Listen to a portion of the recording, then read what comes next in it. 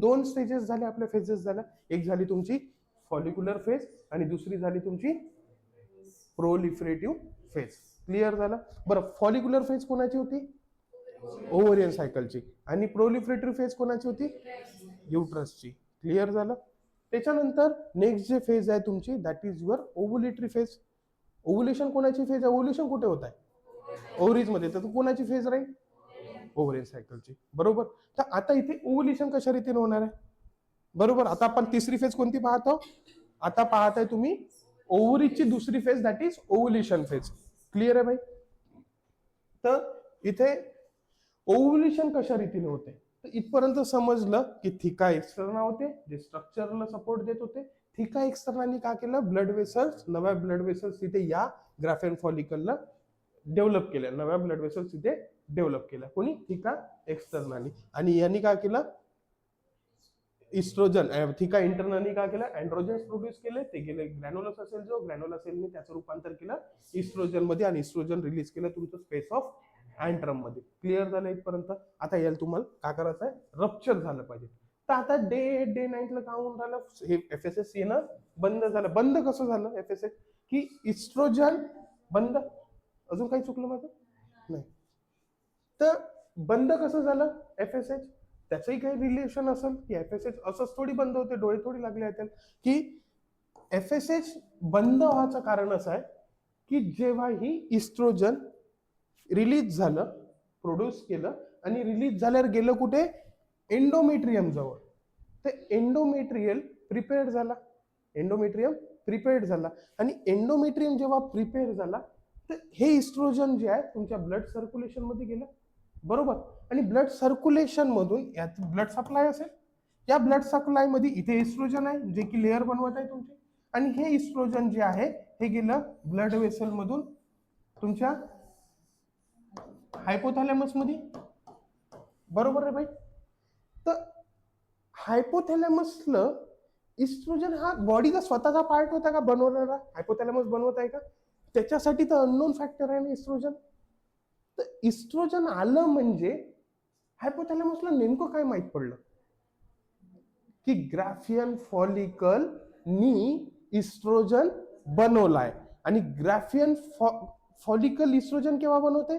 जेव्हा Graafian follicle एवढ्या स्टेजमध्ये मॅच्युअर होते. इस्ट्रोजन आलं म्हणजे का? तर थ्रू इस्ट्रोजन हायपोथॅलॅमसला समजलं की माझं जे काम होतं, माझं काम का? की एफएसएच, मी जो एफएसएच सोडला होता पिल्लू, एफएसएच सोडला होता, हा एफएसएच कशासाठी सोडला होता? की जेणेकरून जे प्रायमरी उसाईट पासून एवढा कुटाणा झाला पाहिजे. एवढा कुटाणा झाला म्हणूनच तर इस्ट्रोजन रिलीज झालं. आणि इस्ट्रोजन रिलीज झालं म्हणूनच तर मला भेटलं. ते इस्ट्रोजन असंच भेटलं का? नाही. इस्ट्रोजन एक मेसेज कन्वे करून राहिला की नाही, मी प्रोड्यूस झालो म्हणजे भाऊ रे तुझं काम कम्प्लीट झालंय. क्लिअर झालं? म्हणून इस्ट्रोजन बनलं, इस्ट्रोजन रिसिव्ह झालं. इस्ट्रोजन रिसिव्ह झाला तर हायपोथॅलॅमसला मेसेज कन्वे झाला. हायपोथॅलॅमसला मेसेज कन्वे झाला तर त्यांनी जीएनआरएचचं व्हॉल्यूम कमी केलं आणि अँटेरियर पिट्युटरीने एफएसएच रिलीज करणं बंद केलं. क्लिअर आहे? झालं. एफएसएच बंद झालं. एफएसएच आता बंद झालं, पण इस्ट्रोजन आता येऊन राहिलं. पण इस्ट्रोजन आता जेव्हा जितकं हळूहळू का झालं, 8व्या दिवशी इस्ट्रोजन आलं, हायपोथॅलॅमस म्हटलं ठीक आहे येऊन राहिला. 9व्या दिवशी इस्ट्रोजन आलं, हायपोथॅलॅमस म्हणते अजून येऊनच राहिला. 10व्या दिवशी इस्ट्रोजन कंटिन्यू चालूच आहे बनणं. तर हायपोथॅलॅमस का करते? इन रिस्पॉन्स तो पुन्हा जीएनआरएच हार्मोन रिलीज करते. जीएनआरएच जाते तुमच्या अँटेरियर पिट्युटरी ग्लँड मध्ये आणि अँटेरियर पिट्युटरी जो ग्लँड आहे तो रिलीज करते तुमचा ल्युटिनायझिंग हार्मोन. बरं, इस्ट्रोजन आल्यावर पुन्हा जो हायपोथॅलॅमस जो त्याने एफएसएचचं प्रोडक्शन बंद केलं तर त्याला काय म्हणतात? त्याला म्हणतात तुम्ही negative feedback given by hypothalamus. Negative feedback दिला ना, बंद करायचं काम केलं ना. निगेटिव्ह फीडबॅक कोण देते? हायपोथॅलॅमस देते. केव्हा देते? इस्ट्रोजन रिसिव्ह झाल्यानंतर. समजले? ठीक आहे. मग नंतर इस्ट्रोजन आलं, मग नंतर जे इस्ट्रोजन कंटिन्यू येतच गेलं. आपण स्टेज कुठल्या 10व्या दिवसापर्यंत आलो जवळपास. 10व्या दिवशी आता इस्ट्रोजन कंटिन्यू येऊन राहिलं. तर आता हायपोथॅलॅमसला वाटलं एवढं येऊन राहिलं बाबा मला काहीतरी रोल निभवा लागला. तर तो रिलीज करते जीएनआरएच. जीएनआरएच जाते अँटेरियर आणि अँटेरियर पिट्युटरी रिलीज करते ल्युटिनायझिंग हार्मोन. आता ल्युटिनायझिंग जो हार्मोन आहे तो गेला पुन्हा ओव्हरीज मध्ये. तो गेला पुन्हा हायपोथॅलॅमस पिट्युटरी ओव्हरी ऍक्सिस. तर कुठे गेला LH, कुठे गेला पुन्हा वापस जिकडून इस्ट्रोजन आला होता तिथून कुठे गेला LH गेला तुमच्या ओव्हरीज मध्ये. समजले? तर ओव्हरीज मध्ये काय हा भाऊ बसून आहे, दॅट इज युअर अँट्रल फॉलिकल किंवा ग्राफियन फॉलिकल, एक वाला, बाकीचे तर 14 मरून राहिले. ठीक आहे, एक उरला. तर ल्युटिनायझिंग हार्मोन आणि इस्ट्रोजन जे आहे, पहिली गोष्ट तर हे कंबाईनली वर्क करते. कंबाईनली म्हणजे का, की एंडोमेट्रियलचे जे प्रिपरेशन असेल, जो इस्ट्रोजन एकटा पडला त्याला तो प्रिपरेशन वाढवायचा, म्हणजे प्रिपरेशन प्रोलिफरेशन अजून वाढवते. इस्ट्रोजननी 10चे 90 केले, 90 केले, आणि ल्युटिनायझिंग हार्मोन आल्यावर आता पूर्ण 10चे 100 झाले, म्हणजे 10 याचं योगदान आहे थोडंफार. ल्युटिनायझिंग हार्मोनचंही थोडंफार योगदान आहे प्रोलिफरेशन मध्ये, पण थोडंफार. मॅक्झिमम कोणाचं आहे, इस्ट्रोजनचं. हाच ल्युटिनायझिंग हार्मोन जो आहे हा गेला तुमच्या ओव्हरीज मध्ये. आणि महत्वाचा रोल जो आहे ल्युटिनायझिंग हार्मोनचा, एवढं लक्षात ठेवा की ल्युटिनायझिंग हार्मोन जो आहे हा ब्लड वेसल्स जो आहे तो थोड्याशा डायलेट करते, किंवा ब्लड जे सप्लाय तो वाढवते. ब्लड सप्लाय कशा रीतीने वाढवत असेल, की तो ब्लड वेसलला व्हॅझो डायलेशनचं काम करते, व्हॅझो डायलेशनचं काम करते. तर under the effect of luteinising hormone, luteinise हे कुठे आहे स्ट्रक्चर, ओव्हरीजच्या आतमध्ये आहे. तर ल्युटिनायझिंग हार्मोन आला, तर ल्युटिनायझिंग हार्मोननी काय केलं, ही जी ब्लड वेसल होती छोटी होती, आता काय केली, डायलेट केली. समजले? ही पहिले ब्लड वेसल कशी होती, छोटी होती, आता कशी केली, मोठी केली. म्हणजे आता ब्लड सप्लाय जो आहे हा वाढला. बरोबर ना? आता ब्लड सप्लाय या पूर्ण सगळीकडे ब्लड सप्लाय असेल, थिका फॉलिक्युलर थिका एक्सटर्नल, तर सगळीकडचाच ब्लड सप्लाय जो आहे हा थिका एक्सटर्नल भेटला. तर ऍक्च्युली थिका एक्सटर्नललाच भेटला का, सगळीकडे आतपर्यंत ब्लड सप्लाय होऊन राहिला. बरोबर? तर ब्लड सप्लाय वाढल्यामुळे पुन्हा थिका एक्सटर्नल आतमध्ये जे आहे सिक्रिशन सुद्धा वाढले, आतमध्ये सिक्रिशन सुद्धा वाढले, व्हॅझो डायलेशन झालं under the effect of luteinising hormone. मग ब्लड सप्लाय वाढत गेला, याचा ब्लड सप्लाय वाढला, तर याच्यामध्ये सिक्रिशन हळूहळू, ब्लड सप्लाय मध्ये लिक्विडी फॉर्म आहे ना समजण्यासाठी, तर हे काय झालं, तुमचं सिक्रिशन आतमध्ये वाढत गेलं. आणि वाढल्यानंतर प्रेशर कुठे वाढला, आता आतमध्ये. प्रेशर कुठे वाढला, आता आतमध्ये. आणि प्रेशर आतमध्ये वाढल्यानंतर एक जो पार्ट आहे आतमध्ये प्रेशर वाढूनच राहिलं, सिक्रिशन येऊनच राहिलं, ब्लड सप्लाय वाढूनच राहिला, येऊनच राहिला, आणि सिक्रिशन सुद्धा आतमध्ये वाढूनच राहिलं. त्याच्यामुळे प्रेशर जे आहे आतमध्ये ग्राफियन फॉलिकलच्या आतमध्ये वाढलं. एक पोर्शन जो आहे तो असा फुग्गा फुगल्यासारखा फुगेल. क्लिअर झालं? कारण जोही वीक पोर्शन असेल थिका एक्सटर्नाचा एक पॉइंट असा असेल की तो कमजोर असेल बाकीच्या पेक्षा. बरोबर ना? तर एक जो पोर्शन बाकीच्या पेक्षा कमजोर असेल, तर तो पोर्शन जो असेल तो कसा होईल, तो असा फुगून जाईल, तो असा बाहेर बल्ज आउट होईल. क्लिअर झालं? म्हणजे हा वीक पॉइंट होता इथचा, तर हे कुठे सरकलं, हे वर सरकलं. हा बल्ज आउट पोर्शन कसा झाला, वरती सरकला. तर हे जे बल्ज आउट पोर्शन आहे याला मी म्हटलं कॅप्सूल लाईक स्ट्रक्चर. कॅप्सूल माहिती आहे ना, ती कशी बल्ज आउट होते. क्लिअर झाला? फुग्गा घ्या, एका साईडनं कॉम्प्रेस करायचा, तो एक बल्ज आउट फॉर्मेशन करेल. समजत आहे का म्हणत? तर हा bulging out of Graafian follicle that is capsule like structure झालं. का बरं? की एक पार्ट जो होता बाकी सगळ्यांनी सहन केला प्रेशर, पण एक पॉइंट सहन नाही करू शकला, म्हणून एक फुग्गा बाहेर निघाला. मग नंतर थिका सेल्स जे आहे यांच्याकडे अजून एक एन्झाईम सुद्धा असते, दॅट इज युअर कोलॅजिनेजेस आणि प्रोटिओलायटिक एन्झाईम. प्रोटिओलायटिक म्हणजे, लायटिक म्हणजे तोडणारे एन्झाईम. काय होते? लायटिक म्हणजे तोडणारे एन्झाईम. तर प्रोटिओलायटिक एन्झाईम आहे. प्रोटिओलायटिक एन्झाईम म्हणजे यांच्याचकडे तोडण्यासाठी एन्झाईम आहे. तर काय तोडणार आहे, हा जो बल्ज आउट पोर्शन आहे ना, तो त्याचे वीक पॉइंट होते इथे या पॉइंटवर. तर हेच थिका फॉलिक्युलर सेल यांच्याकडे असा एक हातोडी आहे, आरी आहे. प्रोटिओलायटिक नाही विचारून सोडून द्या, यांच्याकडे एक आरी आहे, ते चाकू आहे. हे काय करते, त्या चाकून ह्या फुग्याला फोडून टाकते. ते हे काय करतात, या फुग्याला फोडून टाकते. आता हा फुग्गा फुटला. समजलं? आता हा फुग्गा फुटला. कोणामुळे फुटला? थिका सेलमुळेच. थिका सेलनीच आरी चालवली. बरोबर? या टोचा दिला. कुठे दिला? ह्या ग्राफियन फॉलिकलला. मग आता हा प्रेशर तर ऑलरेडी अंदर होतं, प्रेशर होतं ना, सिक्रिशन्स होतं ना, तो वाट पाहत होता का हा केव्हा फुटते आणि माझं प्रेशर हलकं होते. तर जसा हा बल्ज आउट पोर्शन फुटला, फुटल्याबरोबर आतमधून का निघालं, आतमधून निघाले तुमचे, हे तुमचे पहिली गोष्ट तर थोडेफार थिका सेल्स सोडून द्या, हे थिका फॉलिक्युलर सेल्सच फाटले असेल ना, तुटले नाही इथून, थिका फॉलिक्युलर सेल्सच पहिले, हे बल्ज आउट पोर्शन तुटलं, याचा अर्थ का की हा थिका फॉलिक्युलर सेल पोर्शन तुटला, मग नंतर थिका फॉलिक्युलर सेल बाहेर येणार आहे का, नाही, बरोबर ना, तर बाहेर काय येणार आहे, हे इथे हे तुटलं, मग हे पार्ट तुटला, हाही पार्ट तुटला, कोणता, ग्रॅन्युलोसा सेलचा, तर हे इकडचे सेल आणि इकडचे सेल तुटले, मग नंतर तुटलं तुमचं थोडंफार ग्लायकोप्रोटीन, दॅट इज युअर झोना पॅलिसुडा, आणि आता निघालं का तुमचं, निघालं तुमचा इथून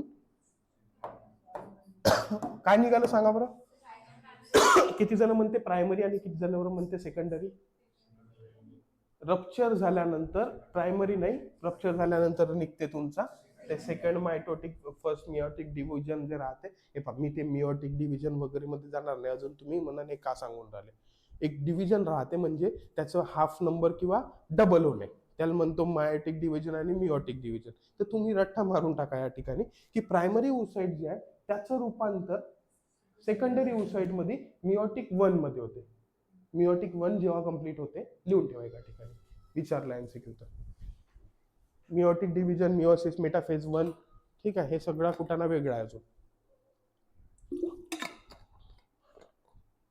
रट्टा मारून टाकायचा की प्रायमरी ओसाइट मग सेकंडरी मध्ये केव्हा होते बा, तर सेकंडरी मध्ये केव्हा होते, जेव्हा फर्स्ट मायटोटिक मियोसिस डिव्हिजन जे आहे ते कंप्लीट होते, फर्स्ट मियोसिस डिव्हिजन जेव्हा कंप्लीट होते तर त्याचं रूपांतर सेकंडरी ओसाइट मध्ये होते, आणि सेकंडरी ओसाइटचं रूपांतर ओवम मध्ये केव्हा होते, मॅच्युअर ओवम मध्ये, जेव्हा सेकंड मियोटिक डिव्हिजन कंप्लीट होते किंवा सेकंडरी ओसाइट जेव्हा फर्टिलाइज होते, इकडे पहा आणि समजलं नाही तरी डोक्यात टाकून द्या, एमसीक्यू असा येऊ शकते, प्रायमरी ओसाइट ना सेकंडरी ओसाइट मध्ये डिफरन्स काय, की सर प्रायमरी ओसाइट सांगितलं तुम्ही की डायप्लॉइड सेल आहे, आणि सेकंडरी ओसाइट सांगितलं की हॅप्लॉइड सेल आहे, तर म्हणजे डायप्लॉइडने हॅप्लॉइड हे सांगितलं की डायप्लॉइड म्हणजे 46 वाले होते आणि हॅप्लॉइड म्हणजे 23 वाले होते, म्हणजे सेकंडरी ओसाइट हा 23 वाला होता, तर ते 23 कसे झाले, तर that is related to your meiosis, mitosis आणि मेटाफेज 1, तर सरळ सरळ ते जे स्टेज म्हणतो त्याच्यामध्ये 46 चे 23 होऊन राहिले, त्या प्रायमरीचं सेकंडरी ओसाइट होऊन राहिलं, that is in your meiosis 1 complete, जेव्हा ते मियोसिस 1 काय होते कंप्लीट, मियोसिस 1, तर मियोसिस 1 मध्ये आल्यानंतर हे झालं कन्व्हर्शन, याचं रूपांतर म्हणजे ग्राफेल फॉलिकल रप्चर झालं ना, रप्चर झाल्यावर प्रायमरी ओसाइटचं फर्स्ट मायटोटिक मियोसिस कंप्लीट झाला आणि त्याचं रूपांतर झालं सेकंडरी ओसाइट मध्ये, आणि आता हे फर्स्ट मियोसिस जे डिव्हिजन असेल ते अरेस्ट राहते, आता हे समजलं नाही तर लोड नका घेऊ, फक्त शेवटचा शब्द लक्षात ठेवजा की सेकंडरी ओसाइट, ज्याला समजून घ्यायचं असेल ते समजून घ्या की फर्स्ट मध्ये झालं, फर्स्ट मियोसिस झालं तर त्याचं रूपांतर प्रायमरीचं सेकंड मध्ये झालं, आता सेकंडरीकडे फर्स्ट मियोसिस आहे शब्दासाठी, ठीक आहे, जे काही असेल फर्स्ट मियोसिस, तर फर्स्ट मियोसिस जे आहे सेकंडरी ओसाइटचं ते तसंच राहते, ते सेकंडरी मियोसिस नाही झालं कंप्लीट अद्याप, तर सेकंडरी ओसाइट कडे फर्स्ट मियोसिसच आहे, आणि तो फर्स्ट मियोसिस वाला सेकंडरी ओसाइट जेव्हा एम्पुला मध्ये जाईल आणि स्पर्म जेव्हा त्या सेकंडरी ओसाइटला फर्टिलाइज करेल, ठीक आहे, तर तेव्हा ते मियोसिस 2 कंप्लीट करते आणि त्याचं रूपांतर होते ओवम मध्ये, म्हणजे सिंपल, प्रायमरी ओसाइट पासून सेकंडरी ओसाइट बनतो फर्स्ट मियोसिस डिव्हिजन मध्ये, फर्स्ट मियोसिस मध्ये, आणि सेकंडरी पासून ओवम बनतो फर्टिलाइज झाल्यानंतर सेकंड मियोसिस डिव्हिजन मध्ये, आलं लक्षात काही, बरं शब्द लक्षात राहील, प्रायमरी पासून सेकंडरी फर्स्ट मियोसिस, सेकंडरी पासून ओवम सेकंडरी मियोसिस, मियोसिस 2, अजून एक वेळा सांगू, बंद नाही सांगत, ते तुम्हाला समजणच नाही, फक्त एवढं सांगतो की प्रायमरी विचारलं, प्रायमरी आणि सेकंडरी मध्ये डिफरन्स काय, तर प्रायमरीच रूपांतर होतं सेकंडरी मध्ये, मग रूपांतर कोणाच्या मदतीने होतं, मियोसिस 1, मग आता सेकंडरीच रूपांतर होते ओवम मध्ये, मग ते कशाने होते, मियोसिस झालं, आता डीप मध्ये सांगू का, अर्धा घंटा लागते, मला नाही माहित, ठीक आहे, माहित आहे, मग आता काय झालं, रप्चर झालं, रप्चर झाल्यानंतर का आलं असेल बाहेर? पहिले तर हे ग्रॅन्युलस असेल तुटले, मग नंतर झोना पॅल्युसिडा तुटला, आणि आता मिओसिस 1 चं रूपांतर झालं मिओसिस 2, म्हणून हा प्रायमरी उसाइट नसून आता आहे तुमचा सेकंडरी उसाइट. तर हा सेकंडरी उसाइट आला बाहेर. ठीक आहे, सेकंडरी उसाइट पुन्हा बाहेर आला. हा काय आहे तुमचा? प्रायमरी आहे का सेकंडरी आहे? सेकंडरी आहे. सेकंडरी आहे म्हणजे हॅप्लॉइड आहे का डायप्लॉइड आहे?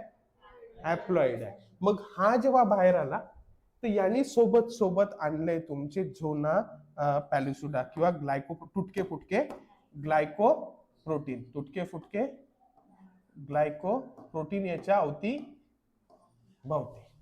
ठीक आहे, समजले?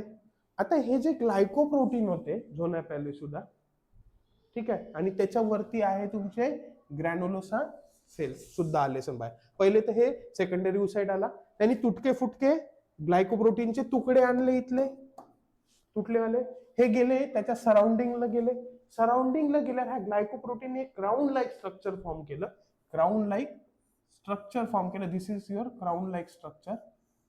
तर हे क्राउन लाईक स्ट्रक्चर जे आहे ताज सारखं, तर याला म्हटलं मी कोरोना रेडिएटा. का म्हटलं? Corona radiata.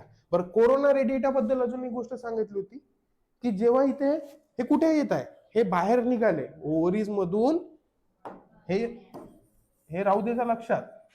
हे काय झालं की हे जे होतं सेकंडरी उसाइट त्याच्या भोवती भोवती कोरोना रेडिएटा, झोना पॅल्युसिडा, आणि झोना पॅल्युसिडाच्या बाहेर तुटके फुटके ग्रॅन्युलोसा सेल्स सुद्धा आले. बरोबर. तर हे स्ट्रक्चर जे आहे, हे स्ट्रक्चर आहे कोरोना रेडिएटर, त्याच्या आतमध्ये सेकंडरी उसाइट. हे निघालं तुमचं ओव्हरीजच्या बाहेर. हे निघालं तुमच्या ओव्हरीजच्या बाहेर, आणि ओव्हरीजच्या बाहेर निघाल्यानंतर हे जे फिम्ब्री आहे यांनी काय केलं? सक केलं आतमध्ये, याला आतमध्ये ओढून घेतलं. कोणाला? सेकंडरी उसाइट आणि कोरोना रेडिएटा. ठीक आहे. झोना पॅल्युसिडा बद्दल काय सांगितलं होतं की जर 100 स्पर्मची एंट्री झाली या पॉइंट पर्यंत, तर 100च्या 100 ते फर्टिलाइज नाही करत, त्याच्यातून फक्त एकच फर्टिलाइज करतो. This is due to because of zona pellucida, कारण तोच मेन रोल प्ले करत आहे की बाकीच्या 99 तो मारून टाकल किंवा आतमध्ये एंट्रीच नाही देईल. आणि एकालाच एंट्री जो देणार आहे, कोणाला देणार आहे? एकाच स्पर्मला एंट्री देणार आहे. एक स्पर्म जो आहे त्याचा तो स्वतः नाही आतमध्ये जात, तो फक्त दरवाजात थांबतो एक स्पर्म. ठीक आहे, आणि दरवाजातूनच तो न्यूक्लियस आतमध्ये टाकतो. काय टाकतो? न्यूक्लियस. तर त्याच्या न्यूक्लियस कडे सुद्धा 23 क्रोमोझोम्स आहे. त्याच्या यांच्याकडे सेकंडरी उसाइट कडे सुद्धा 23 क्रोमोझोम्स आहे. हे दोघं फ्यूज होतात, मॅटर्नल आणि पॅटर्नल जीन्स जे आहे ते एक्सचेंज होतात, आणि मग नंतर तो जो आहे ओव्हम बनवत आहे. ओव्हम कसा बनत आहे? सेकंडरी उसाइट जो आहे फर्टिलायझेशन झालं, तो सेकंड मिओसिस डिव्हिजन कंप्लीट करतो आणि त्याचं रूपांतर होतं ओव्हम मध्ये फर्टिलायझेशन झाल्यानंतर. क्लिअर झालं? तर अशा रीतीने याला म्हटलं मी फ्युजन होत आहे. काय होत आहे? फ्युजन होत आहे. समजलं तुम्हाला? तर या ठिकाणी ही झाली तुमची ओव्ह्युलेशन फेज. फक्त कुठपर्यंत? हे निघण्यापर्यंत. हे निघाली आणि सब कोणी केली? फिम्ब्रियनी. फिम्ब्री जे आहे, आता ओव्हम बद्दल, ओव्हम जो आहे काल मी पुन्हा वाचलं तर 24 ते 48 आवर्स दाखवलं त्याचं लाईफ स्पॅन. ठीक आहे, आपण त्या दिवशी 12 to 18 आवर्स वाचलं, 18 आवर्स पर्यंत जगतो बा. महत्वाचं म्हणजे ओव्हम जो आहे सगळ्यात बिगेस्ट सेल आहे ह्युमन बॉडीतला. सगळ्यात मोठा सेल कोणता आहे? 130 मायक्रॉन असतो. याच्यात नाही लिहून जा कुठेतरी, 130 मायक्रॉन्सचे साईज आहे ओव्हमची. मग मोठा आहे तर किती मोठा आहे बा? आरबीसी किती मायक्रॉन्स आहे? 7 to 8 मायक्रॉन्स. मग ओव्हम किती मोठा आहे? 130 मायक्रॉन्स. आता लक्षात राहील, म्हणजे खूप मोठा आहे, खूपच मोठा आहे. म्हणून biggest cell of human body is ovum. त्याच्यानंतर this is the cell which is non motile in nature. Non motile म्हणजे हा एवढा जाडा आहे तर हा स्वतःहून हालू शकत नाही. समजा जर ओव्हरीज असेल, ओव्हरीजनी रिलीज का केलं? कोरोना रेडिएटा सरळ सरळ, किंवा सेकंडरी उसाइट, त्याच्या बाहेर झोना पॅल्युसिडाची layer that is corona radiata, आणि त्याच्या अवतीभोवती झोना ग्रॅन्युलोसा सेल्स हे सुटले बाहेर ओव्हरीजच्या. आणि दोन्हीकडून काय आहे हे समजा तुमचे, हे युट्रसचा body part, cervix body part, fundus घ्या, ठीक आहे. मग नंतर फंडस झाल्यानंतर फॅलोपियन ट्यूब, फॅलोपियन ट्यूबचं हे झालं तुमचं एम्पुला रिजन. एम्पुला रिजन नंतर चालू होते तुमचे फिम्ब्रिये, त्याच्या डीप मध्ये आपण नंतर जेव्हा इस्तमस वगैरे कोणता पार्ट कुठे आहे तर ठीक आहे. सध्या फॅलोपियन ट्यूब, तर हे फॅलोपियन ट्यूबचे हे झाले फिम्ब्रिये. फिम्ब्रिये जे आहे ना, फिम्ब्रिये कंटिन्यू ही पेरिस्टाल्सिस मुवमेंट करत राहतात, की आतमध्ये काही भेटलं तर सक करून टाकत. ठीक आहे. तर सक करून टाकेल, तर यांना का सापडला मग हा सेकंडरी oocyte सापडला. दोन्हीकडे सापडला का? नाही, कोणत्या तरी वन साईडनं सापडला. समजा या साईडनं सेकंडरी oocyte त्यांनी पिक केला. पिक केल्यावर तो नॉन मोटाईल आहे. नॉन मोटाईल आहे तर त्याला कुठेतरी चांगल्या ठिकाणी नेऊन ठेवा लागेल जाऊन. तर तो जो आहे फॅम्ब्रिये त्याला सक करतात, मग इन्फेंटिब्युलर, मग नंतर तो एम्पुलर रिजन मध्ये. एम्पुलर रिजन कसा आहे, वायडेस्ट आणि डायलेटेड पोर्शन आहे. वायडेस्ट आहे म्हणजे मोठा आहे आणि डायलेटेड आहे म्हणजे असा पार्ट आहे. म्हणजे हा जाडा ओम जो आहे हा कसा तरी मधात होता, तर त्याला ना पेरिस्टाल्सिस मुवमेंट म्हणजे का, की कॉन्ट्रॅक्शन होते, रिलॅक्सेशन होते. तर जेव्हा कॉन्ट्रॅक्शन होते तो गोला आहे ना, तर तो बॉल आहे ना पुढे ढकलल्या जाते. That is your peristalsis movement. की सेकंडरी oocyte जो असेल तर आतमध्ये काय ते फॅलोपियन ट्यूबच्या तो कॉन्ट्रॅक्ट होता, तो गोला थोडा समोर सरकला, मग रिलॅक्स झाला, मग गोला तिथे बसून गेला, मग पुन्हा जेव्हा कॉन्ट्रॅक्ट केला तर पुन्हा सरकला, मग सरकत सरकत तो आला एम्पुलामध्ये. आणि एम्पुलामधून आता तो सरकू नाही शकत पुढं, कारण हा खोल भाग आहे, डायलेटेड आहे आणि व्हाईट पोर्शन आहे. तर इथे येऊन फसून गेला ना, आता त्याला चढा लागेल ना, मग कितीही कॉन्ट्रॅक्शन झालं तरी त्या दाब बसत आहे का त्याला? दाब केव्हा बसल? जेव्हा त्याची साईज वाढेल, फर्टिलायझेशन झाल्या नंतर. ते पाहू आपण तिकडे, समजे. मग नंतर हा एम्पुलामध्ये येऊन जाऊन बसून गेला कोण? Secondary oocyte. तर त्या पिरियडमध्ये ओम बद्दल हा नॉन मोटाईल आहे, बरोबर. तो नॉन मोटाईल आहे, 12 to 18 अवर्ससाठी जगतो कालच्यानुसार, आणि त्याच्यानंतर फर्टिलायझेशनसाठी तो तेवढा वेळ तिथे वाट पाहून राहिला. क्लिअर झाला? तर महत्व अजून एक गोष्ट, एक एमसीक्यू घेऊन घ्या इथे, की जेव्हा हे ओव्ह्युलेशन होते ना, ओव्ह्युलेशन होते, तर ओव्ह्युलेशन साठी थिका एक्सटर्नाकडे काय होतं? या थिका एक्सटर्नाकडे काय होतं? ब्लड वेसल्स होत्या. ब्लड वेसल्स होत्या ना. तर ओव्ह्युलेशनच्या दिवशी बरं हे रप्चर होत आहे. रप्चर होत आहे तर मी हे नाही म्हणू शकत का की हा ब्लड वेसल रप्चर होत आहे म्हणून? हा तुटत नसेल का? हा ब्लड वेसल, हे जो पार्ट तुटला इथचा, तर त्यालाही ब्लड वेसल असेल ना, मग त्याही तुटल्या नसेल का? तुटल्या असेल ना सर. मग तुटल्या असेल तर त्याच्यात रक्त नसेल का? असेल ना सर. तर हे जे ब्लिडिंग आहे, हे जे ब्लिडिंग होत आहे ओव्हरीच्या आतमध्ये, तर जेव्हा रप्चर झाला तर ही ब्लिडिंग कुठे येते? पेरिटोनियल कॅव्हिटीमध्ये काही प्रमाणात. तर थोडंसं स्टॅबिंग पेन होते ओव्ह्युलेशनच्या दिवशी. On the day of ovulation एक stabbing like knife like stabbing, थोडंसं टोचल्यासारखं पेन होते. तर that is due to flitting pain, flitting abdominal pain जर विचारलं तर ते जे होत आहे that is due to rupture of this blood vessels, आणि त्याला नाव आहे मिटल मर्स सिम्पटम किंवा pain, mittelschmerz syndrome. Mittelschmerz पाहू आपण त्याच्यात, MITTLESCZERM. महत्वाचं हे सांगायचं होतं, मिटल्स मर्स. मिटल्स मर्स आपल्या नोट्समध्ये असेल, नसेल तर सर्च मारा, स्टार करून लिहून ठेवा, की on the day of ovulation pain जे होत आहे that is due to, pain जे होता है that is due to release of blood from the ruptured capillaries of which were supplying to थिका follicular cells किंवा ग्राफिन फॉलिकल, ते rupture झाले. मग क्लिअर झालं रे भाई? ठीक आहे. आता हेही झालं. आता हे जे ओव्ह्युलेशन झालं ते याला का म्हटलं मी? Ovulation phase, ovulatory phase. हे ओव्ह्युलेशन फेज कोणाची होती मग? ओव्हरीजची होती, बरोबर. आता ओव्ह्युलेशन झालं,